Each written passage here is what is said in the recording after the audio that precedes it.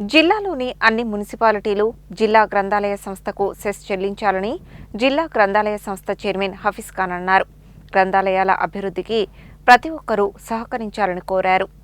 గురువారం గ్రంథాలయ సంస్థలో జిల్లా గ్రంథాలయ సంస్థ చైర్మన్ ఆధ్వర్యంలో సర్వసభ్య సమావేశం నిర్వహించారు. ఈ సమావేశంలో చైర్మన్ మాట్లాడుతూ జిల్లాలోని అన్ని మున్సిపాలిటీలు గ్రంథాలయ సెస్ను సకాలంలో చెల్లించి గ్రంథాలయాల అభివృద్ధికి సహకరించాలని కోరారు. గ్రంథాలయ సంస్థ అభివృద్ధి, సిబ్బంది సమస్యలు, గ్రంథాలయ సంస్థ నిర్వహణ తదితర అంశాలపై సభ్యులతో విస్తృతంగా చర్చించారు. గత సర్వసభ్య సమావేశంలో తీసుకున్న నిర్ణయాల అమలుపై సమీక్ష నిర్వహించారు.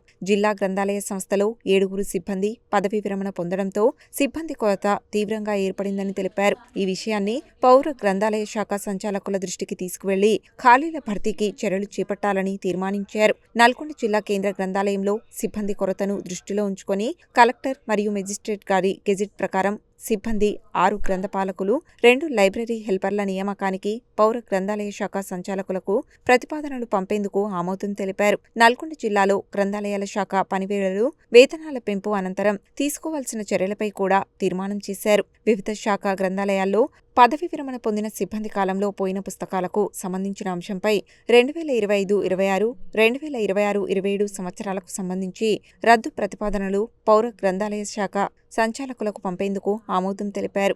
మొత్తం 5 ఎజెండా అంశాలపై కమిటీ సభ్యులతో చర్చించి తీర్మానాలు చేశారు. ఈ సమావేశంలో గ్రంథాలయ సంస్థ కార్యదర్శి బాలమ్మ, విద్యాశాఖ సీఎంఓ కత్తుల రవీందర్, వయోజన విద్యా అధికారి Durgaprasadarao, APRO B Bhimesh, DPO అధికారి వెంకటేశ్వర్లు, లైబ్రరీ ఇన్ఛార్జ్ రాజేష్, అధికారులు, సిబ్బంది పాల్గొన్నారు.